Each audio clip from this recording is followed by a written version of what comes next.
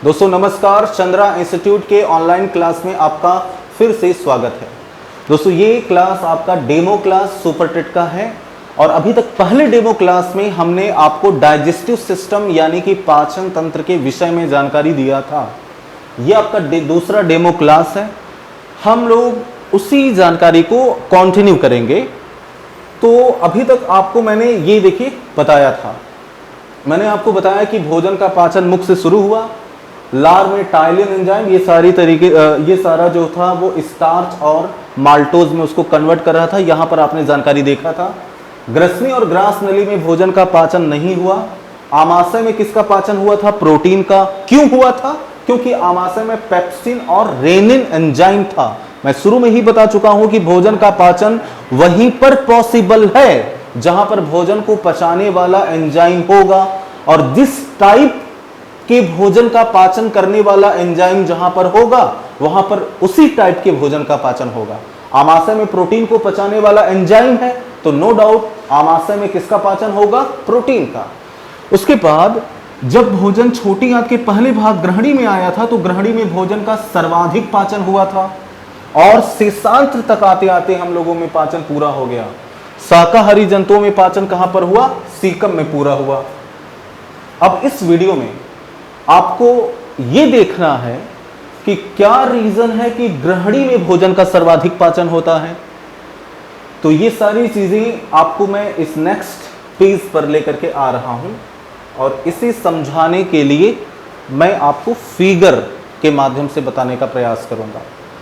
दोस्तों उम्मीद है कि आपने जो आहार नाल का स्ट्रक्चर देखा था उसका स्क्रीनशॉट रखा होगा। अगर आपने स्क्रीनशॉट रखा है या उसको नोट किया है तो आप अपने उस पेज को खोल लीजिए।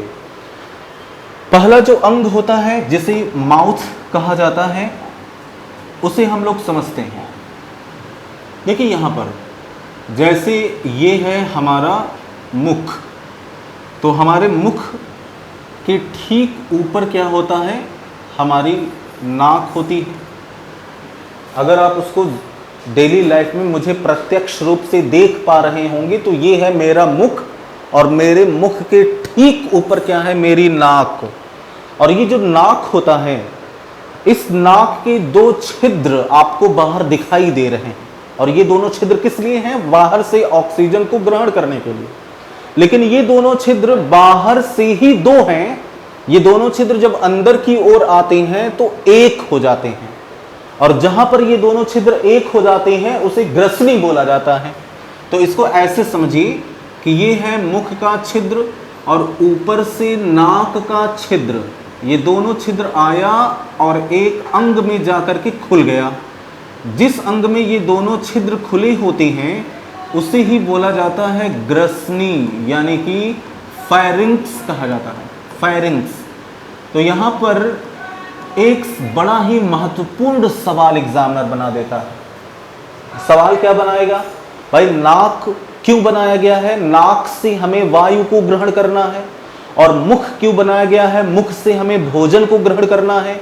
लेकिन ये जो आप बाहर से नाक देख रहे हैं और मुख देख रहे हैं, ये दोनों के छिद्र अंदर से आकर के एक ही स्थान पर खुले होते हैं। ऊपर से नाक का छिद्र भी वहीं पर खुला है और नीचे से मुख का छिद्र, दोनों के जो होल हैं, जो दोनों के जो छिद्र हैं वो एक ही ऑर्गन में आकर के ओपन हुए हैं जिसका नाम है ग्रसनी। तो जब हम नाक से वायु को ग्रहण करते हैं, जब हम नाक से वायु को ग्रहण करते हैं तो वायु नाक से होते हुए कहां पर चला आएगा? ग्रसनी में वायु चला आया। और जब हमने मुख से भोजन को ग्रहण किया तो मुख से जब हमने भोजन को ग्रहण किया तो मुख से होते हुए भोजन भी कहां पर चला आया? ग्रसनी में चला आया। यहां पर ध्यान दीजिएगा, यानी कि नाक भी बाहर से वायु को ग्रहण कर रहा है और मुख भोजन को बाहर से ग्रहण कर रहा है, लेकिन दोनों आकर के कहां पर मिलते हैं? ग्रसनी में मिलते हैं। तो जो मैंने अभी आपको बताया कि बड़ा ही महत्वपूर्ण सवाल पूछा जाता है, वो यही सवाल पूछा जाता है कि आहार नाल का ऐसा कौन सा अंग है जो एयर और फूड दोनों को कंडक्ट करता है, जो वायु और भोजन दोनों का संवहन करता है, तो ग्रसनी एक ऐसा अंग होता है जो वायु और भोजन दोनों का संवहन करता है। अब यहां पर ध्यान दीजिएगा, हमने वायु को क्यों ग्रहण किया है? भाई हमने सांस लिया इस तरीके से, तो नाक से होते हुए वायु कहां पर चली गई? फेफड़े में चली गई। और जब हमने मुख से भोजन को ग्रहण किया तो भोजन मुख से होते हुए कहां पर जाएगा? आमाशय में जाएगा। लेकिन बीच में, यानी कि वायु फेफड़े में जाने से पहले कहां पर मिली हुई है? ग्रसनी में। और भोजन आमाशय में जाने से पहले कहां पर आया हुआ है? ग्रसनी में। अब यहीं से दोनों को अलग अलग ले जाना है, तो जरूरी है कि ग्रसनी से वायु को फेफड़े में लेकर जाना है और भोजन को ग्रसनी से आमाशय में लेकर जाना है। तो इसके लिए जरूरी है कि दो नलियां निकलनी चाहिए। एक नली ऐसी हो जो केवल वायु को ले जाए और दूसरी नली ऐसी हो जो केवल भोजन को ले जाए। इसलिए इस ग्रसनी से दो नली निकलती है। एक नली जिसे बोला जाता है ग्रास नली, इंग्लिश में इसे बोला जाता है इसोफेगस। ये जो ग्रास नली होता है ये केवल और केवल भोजन को, याद रखिएगा, केवल और केवल भोजन को लेकर के आ जाता है। कहां पर? आमाशय में लेकर चला आता है। और इसी के पीछे से एक दूसरी नली निकलती है जिसे बोला जाता है विंड पाइप, या हिंदी में बोला जाता है इसे वायु नली। और ये जो वायु नली होता है ये केवल और केवल वायु को कहां पर लेकर चला आता है? फेफड़े में लेकर के चला आता है। तो कॉन्सेप्ट को ध्यान से सुनिए। सुनना क्या है कि नाक से वायु आया पहले ग्रसनी में, फिर वायु नली की सहायता से वायु कहां चला गया? फेफड़े में। और मुख से भोजन आया ग्रसनी में, फिर भोजन ग्रास नली की सहायता से कहां पर चला आया? आमाशय में चला आया। और भोजन का मतलब क्या?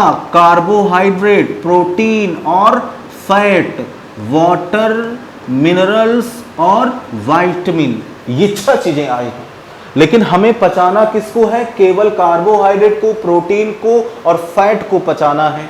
हमने कार्बोहाइड्रेट का थोड़ा सा पाचन इस मुख में ही कर लिया था, क्योंकि मुख में लार था, लार में टाइलिन एंजाइम था जो कार्बोहाइड्रेट को पचा करके शुगर में कन्वर्ट कर दिया था। और जब यही कारण है कि जब हमने रोटी को अच्छी तरह से चबाया तो रोटी हमें मीठी लगी थी।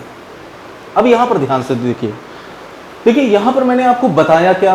बताया मैंने ये कि नाक से वायु आया ग्रसनी में, फिर वायु ग्रास नली की सहायता से फेफड़े में चला गया, सॉरी वायु नली की सहायता से फेफड़े में चला गया। मुख से भोजन आया ग्रसनी में, फिर ग्रास नली की सहायता से भोजन आमाशय में चला गया। तो जितनी आसानी से, जितनी सरलता से मैं आपको ये कॉन्सेप्ट बता रहा हूं, क्या ये सच में इतना सरल है? यानी क्या भोजन को पता है क्या कि यही ग्रास नली का छिद्र है, तो मैं ग्रास नली की सहायता से आमाशय में चला जाऊं? हो सकता है कि भोजन आए ग्रसनी में और ग्रसनी में आने के बाद कंफ्यूज हो जाए। कंफ्यूज क्या हो जाए कि हो सकता है कि भोजन ग्रास नली में जाने के बजाय गलती से भोजन वायु नली में चला जाए। और अगर भोजन वायु नली में चला गया तो वायु नली की एलिजिबिलिटी है, वायु नली केवल वायु को कंडक्ट कर सकता है, भोजन को नहीं। लेकिन गलती से भोजन वायु नली में अगर चला गया तो निश्चित है कि हम वीर गति को प्राप्त हो जाएंगे। इसलिए हमें भोजन को वायु नली में नहीं जाने देना है, हमें भोजन को हर बार किस में जाने देना है? ग्रास नली में जाने देना है। यह है पहला कंफ्यूजन। दूसरा कंफ्यूजन यह भी हो सकता है कि हो सकता है कि भोजन ऐसे मुख से आए और ये जो नाक का छिद्र है यहां से बैक होकर के वापस लौट आए। यानी कि हमने मुख से खाया, ग्रसनी में भोजन आया और गलती से नाक के छेद से भोजन वापस भी लौट आया। ऐसा होता है जब आप पानी या चावल खाते समय या पानी पीते समय आप जब खांस देती हैं तो चावल या पानी के 1-2 पार्टिकल जो होती हैं वो आपके नाक से बाहर निकल आते हैं। तो हमें 2 काम करना है, हमें भोजन को नाक के छिद्र में जाने से रोकना है और हमें भोजन को वायु नली में जाने से रोकना है। तो ये जो नाक का छिद्र होता है, इस छिद्र के ठीक सामने ऐसे वी के आकार की एक मांसल युक्त संरचना लटकती रहती है, जिसे आप लोग टॉन्सिल के नाम से जानते हैं। और टॉन्सिल उसका जो नाम है वो आपके दैनिक जीवन में आप बोलते हैं। साइंस के लैंग्वेज में इसका नाम होता है यवुला। यवुला इसे कहा जाता है। और ये जो यवुला होता है ये ठीक नाक के छिद्र के सामने लटकता रहता है। जब आप अपने मुख को खोल करके आ करिए तो यहां पर आपको वी के आकार की एक मांसल युक्त संरचना लटकती हुई दिखाई देगी, और वो ठीक नाक के छिद्र के सामने होता है। और जब हम भोजन को इंगल्फ करते हैं, जब हम भोजन को निगलते हैं, तो जब भोजन आता है और उस वी के आकार वाली संरचना को टच करता है तो वो वी के आकार वाली संरचना ऊपर उठ जाती है और ऊपर उठ करके नाक के छिद्र को बंद कर देती है। नाक के छिद्र को बंद कर देती है ताकि भोजन नाक से बाहर ना आने पाए। समझ पा रहे हैं? जैसे ये यहां पर ऐसे लटक रहा है और हमने भोजन को निगला, तो जब भोजन ऐसे नीचे की ओर आएगा तो इसको टच करते हुए आएगा, तो जब भोजन इसको टच करेगा तो वो ऐसे ऊपर उठ जाएगा और नाक के छेद को बंद कर देगा ताकि भोजन नाक से बाहर ना आने पाए। तो अगर आपसे सवाल पूछा जाए कि भोजन को नाक के छिद्र में जाने से कौन रोकता है, तो रोकता है कौन? यवुला रोकता है। उसके बाद इस वायु नली के मुख पर एक जाल नुमा संरचना पाई जाती है।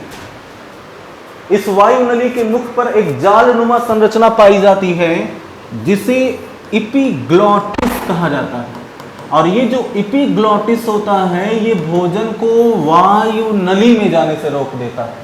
तो भोजन को नाक के छिद्र में जाने से रोकता है यवुला, भोजन को वायु नली में जाने से रोकता है इपिग्लॉटिस। अब भोजन आसानी से कहां पर आएगा? ग्रास नली की सहायता से आमाशय में। और जैसे ही भोजन ग्रास नली की सहायता से आमाशय में आएगा, तो अभी मैंने आपको बताया था कि आमाशय किसका पाचन करेगा? आमाशय केवल और केवल प्रोटीन का पाचन करता है। और इस आमाशय में प्रोटीन को पचाने के लिए दो एंजाइम है, एक का नाम है पेप्सिन और दूसरे का नाम है रेनिन। और ये पेप्सिन जो होता है वो नॉर्मल प्रोटीन का पाचन कर देता है, और जो रेनिन होता है वो एक विशेष प्रकार के प्रोटीन का पाचन कर देता है जिसका नाम है केसिन प्रोटीन, जो कि दूध में पाया जाता है। अभी अभी मैंने आपको बताया था। उसके बाद जब भोजन यहां से होते हुए, ये रेड कलर से मैं बना दे रहा हूं छोटी आंत का पहला भाग जिसे ग्रहणी कहा जाता है।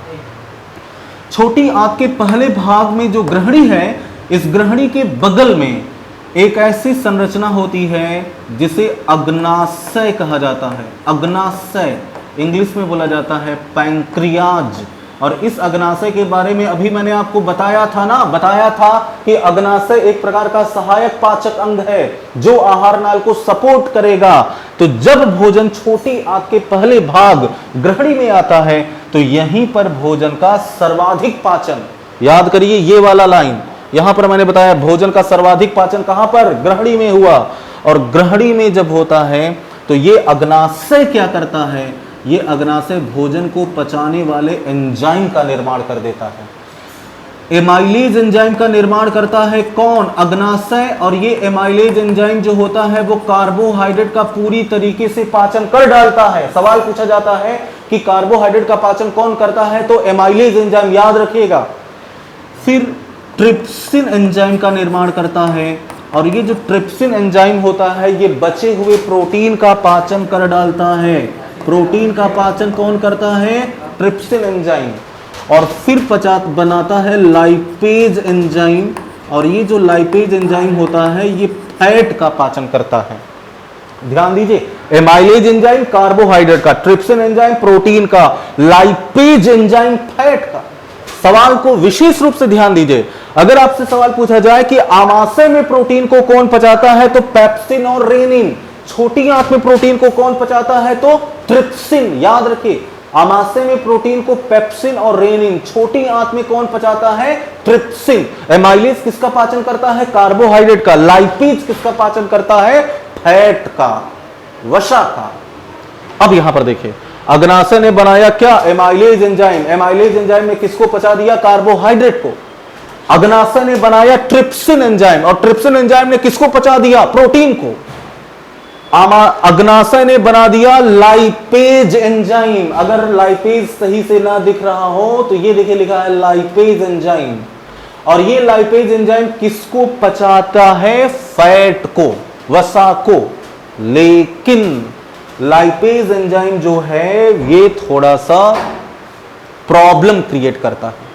लाइपेज एंजाइम को बनाया गया है किस लिए? वसा को पचाने के लिए। लेकिन जब लाइपेज एंजाइम वसा को देखता है तो पचाने से इनकार कर देता है, कहता है कि मैं वसा का पाचन नहीं कर सकता।